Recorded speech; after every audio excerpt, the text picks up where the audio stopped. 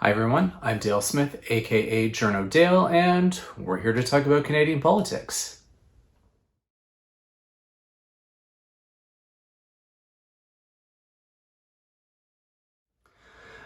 Given the forest fire situation around the country, I figured I would just talk a little bit about what some of the coordinating bodies are around the country around dealing with these particular situations. We've been hearing calls for some kind of particular federal firefighting agency or a task force or something from certain elements of civil society. We've had calls for a Canadian version of FEMA, which is the American Federal Emergency Management Agency. And there are questions about the what the Canadian forces are doing around this as well. So I figured, first of all, I look at what is in place right now. And a lot of that has to do with the Canadian Interagency Forest Fire Center. And what this is, it's a not-for-profit corporation made up of the federal, provincial, and territorial wildland fire management agencies. And its purpose is to coordinate resource sharing, mutual aid, and information sharing. So because wildfire agencies are all local, pretty much by definition, this is kind of an umbrella group that, or the provinces will have their own kind of umbrella groups, and those all feed into this particular one. And it's, like it said, it's a corporate structure that incorporates federal, provincial, territorial elements so that you've got a coordinating body for all of those.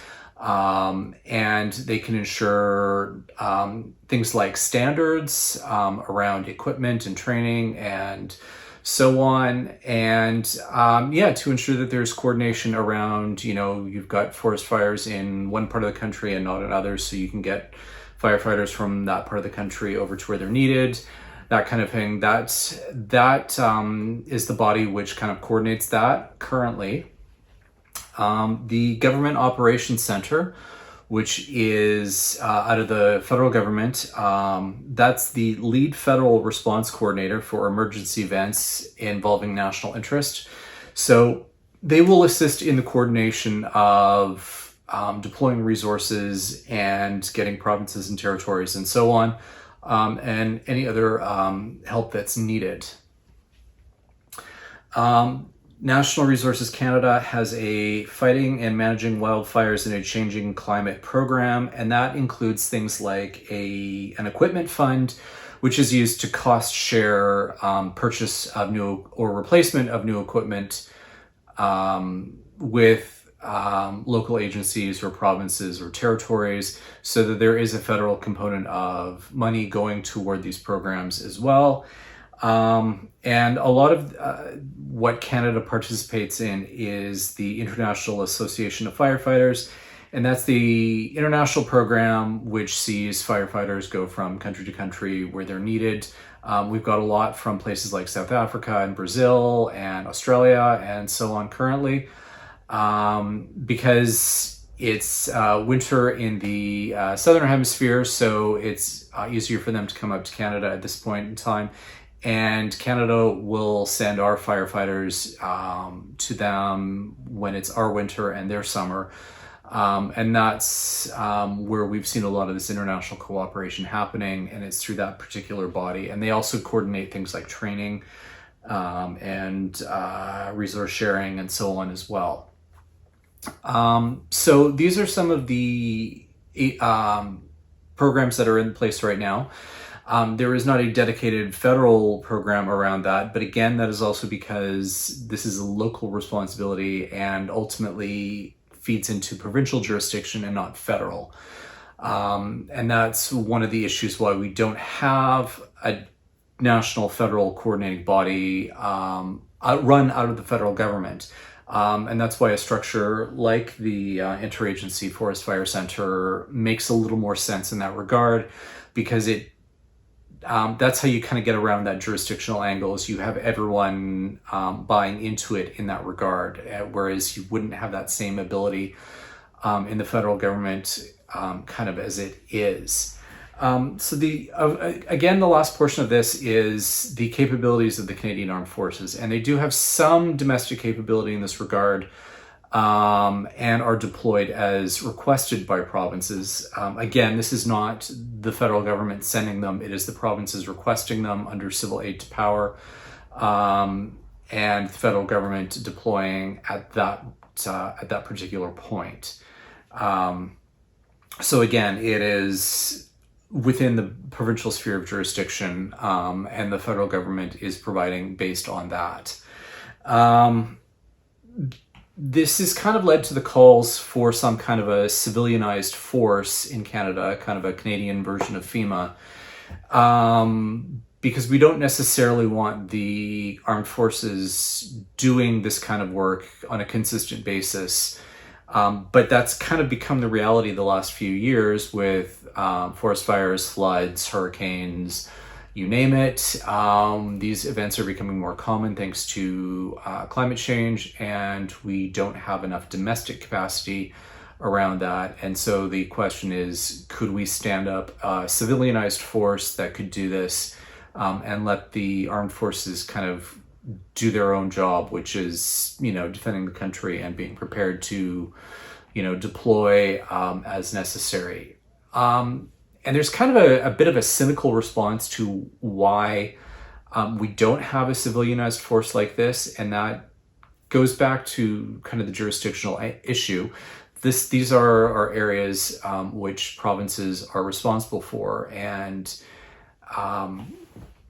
trying to create a federal structure around that would involve some kind of complicated arrangements or agreements with the provinces and territories in order to create this force. Not all provinces are going to want to play ball. You're going to find things like Quebec saying, you guys do what you want, but we're going to go our own way, but you give us the money that you would have given us to be part of this, and we'll spend that as we see fit. And then other provinces will say, yes, well, just give us the money, and then we don't have the same coordinating efforts. And then provinces will spend that money on other things and then not have the capacity when they need it, like we've seen repeatedly with things like healthcare. And then we're kind of left in the same position where we don't have the civilianized bodies, and we once again rely on the Canadian Armed Forces. And there are certain parties in this country for whom that's the right idea. The NDP seems to think that this is what the Canadian Armed Forces should be doing. That's why we have them. So therefore, why should we duplicate efforts and start up a civilianized service when, in their estimation, that's what the armed force is there for, even though it's there to do other things. So that's kind of where that situation is, and why it's kind of a complicated prospect to come up with anything national like that. The other side of that, for other kinds of disaster assistance, the Canadian government has been very willing to kind of just outsource that to groups like the Canadian Red Cross, because they have the capacity and the structures in place. So it's easier just for the federal government to send them money in order to stand up their operations, rather than kind of create their own system as well. So that's kind of the situation we're in. I think it's worth debating whether we should have some kind of a civilianized force. That is going to involve a lot of conversations around things like labor force, because we've already got a tight labor market as it is in the country. We can't recruit enough armed forces and police, and possibly even firefighters in certain jurisdictions. And that becomes a problem in and of itself, that some money can help, but sometimes money can't always help these particular situations when you simply don't have enough bodies. I think that's one of the problems that we have to contend with in this country is we would like governments to be able to do more, and we don't necessarily have capacity or ability to do so. And so I think that needs to be part of that conversation as we're looking at whether we can or should stand up some kind of a civilianized force. But again, these are all conversations that need to be had. Whether or not that will actually happen, given the current state of federal-provincial relations, hard to say. But these are all considerations we should be thinking about when we're talking about why the federal government doesn't have a more robust, centralized agency to do things like firefighting on a national basis or disaster management or so on. We do have a large financial component for the federal government. They do a lot of financial assistance for disaster relief. There's a whole set formula around when these disasters happen, then it crosses a certain threshold, then the federal government will allocate a lot more money to it, and then that increases as the proportion and the dollar values increase as well. But again, that's a financial contribution, not so much an operational one, for reasons like jurisdiction and capacity. So these are the conversations we should be having and the things we should be aware of as these conversations happen, and kind of where the situation is right now.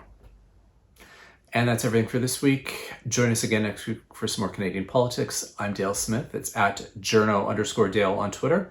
And don't forget to like the video, share, subscribe, and support us on Patreon. Thanks, everyone.